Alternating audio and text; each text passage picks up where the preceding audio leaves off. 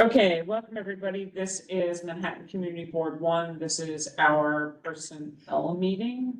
I'm joined in the room with Elizabeth, our chair, our co-chair Susan, Vera, and Jeff, and online with Paul. We do have quorum. We will be going over personnel type things and discussing job roles and revenue. So we will be going into executive session.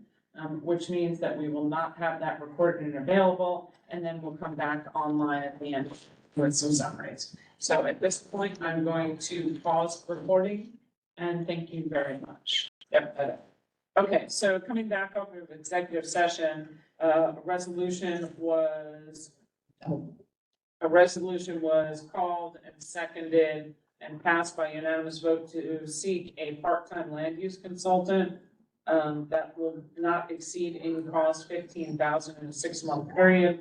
Resolution will be brought forward to the full board with details of the land use consultant. And then potentially looking to see if for some clerical work, we can get temp hire that is similar to what some other community boards are doing to help us with applications. The money will come from the street fair task. Okay, so speaking of cannabis, you were asking, Susan? Well, I was asking that we have no sense when we go over these applications. Who are these people? What, is that what OCM is going to do? Because we saw a couple of people at the meeting who no more could run anything than the man in the moon. And they're there because they're X or Y or something, but they could, how are they gonna take in the money? Who's gonna be responsible for all of that? There must be backing that we don't know about. And they're supposed to disclose all of that. That's all supposed to be disclosed because it is designed for people who were formerly incarcerated, for minority, and women-owned businesses. Those are supposed to be the first group to get them. So The card licensees. the card license. Yeah, they get a lot of support from the state. Yeah, so the state has a whole system of support for training and everything else. And they have to have had business experience prior to getting a card. Well, I met a gentleman, formerly incarcerated gentleman, at one of these cannabis forums that the borough president held. And he said that actually a local restaurateur that we all know was going to be his backer because it cost $5,000 for the license. So it's not just that they give it to them because they qualify. There's still this cost. But then he has to disclose that.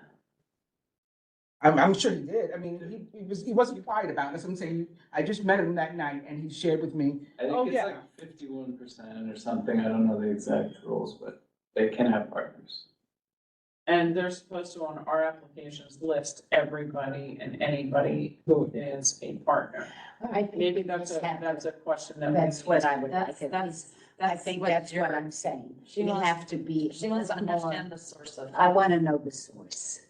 Well, also, I think it's a protection for the potential licensees as well. It sounds like a system that is ideal for people to try to abuse and take advantage of these licensees who may not be all that sophisticated. Jeff, you're Yeah. totally correct. Exactly. And we had two that I really questioned last night. The guy with the card who had been incarcerated, who was a really great guy, but he no more could have managed the system. Yeah. And you're gonna tell me the state's gonna help him, but I'm not so sure. He needed real support. And he had a lawyer, but I would, But the lawyer had left. The yeah. lawyer wasn't here. I He suspect- didn't actually I do anything. suspect law. Yeah, What? yeah. And Yeah. somebody told us, we had one that applied for 16 Murray. Yep. And the landlords are really, a number of bad landlords are really bad in all of this, because they're charging them money to get a lease or to do all of this, and they're not supposed to do that, but they're charging. So it's all, One of the applicants 2 nights ago said that he had paid. Yeah. He had a lease, but so did the person who appeared in October. Mhm. And she was on the line and she said, but I have one. He said, I paid my money, I have one too. So it's, So are they paying money for the lease or are they putting down? It's like, to a hold, deposit? There's a It's a- deposit for the to be provisional returned. lease. Yeah, well. My behind, they're paying for the lease, but it's gonna be couched somewhere else. Yeah, It's a I don't think hard it's gonna road return, for because us one of to- the gentlemen referred to it as rent. He said, I'm paying rent. And then That's it's like, rent, exactly- rent? Oh, well, it's because Because the the whole. normal way would be like, it's like when you're waiting for a contingency fee liquor, that they like a have to liquor pay. license, Yeah. like a restaurant, they would normally, you know, it's something like if you don't get it, then you're gonna return. It's a contingency fee usually, Yeah. but from what it was described in the meeting, that they have to pay a deposit. It's like that is it's a non-refundable. Right, Which is, because we have multiple applications coming in for the same location. And that's something that a temp person has to be able to someone has. come back in, like, Someone has to- when we get an application, you have to look in the past to say, okay, well, you've already approved one for 16 Murray, you have approved two for 16 Murray, here's a third applicant for 16 Murray. In a way, we don't have to worry about it because only one will get the license, and that's how OCM does it. But if one applicant, if we don't approve one, we have to be very specific and say all the reasons why. And we also don't believe that they're gonna be able to operate a business because they were wholly unprepared when they came to us, and we had two others that have come and worked, then unfortunately, judgmentally, you need to make that as. Can you ask that as a question then? Are you paying a non-refundable contingency fee? Okay, so I why don't, not? I don't, No, I'm because they're not, not required to. I'm not sure we wanna get into that. Okay. I think there are things I do wanna get into, but that's not one of them. I don't, the landlord and whatever, but who's your partner? How many partners do you have? Who's backing you? Do you have any interest at all in any other cannabis-related business in any way? There was a woman who came from California. She was a minority-owned business and a woman. And I'll be, You talking about 161 Hudson? is that what it was? I don't remember. It was one that was just beyond, I just couldn't believe it. And even the gentleman that said he stepped aside so that other people could get the licenses, then went on to say, but I'm gonna open like 4 or 5 more licenses. Are you letting other people get the licenses, or are you taking them all? And the woman had a consultant who was clearly right there and was her guiding. I mean, she didn't have it.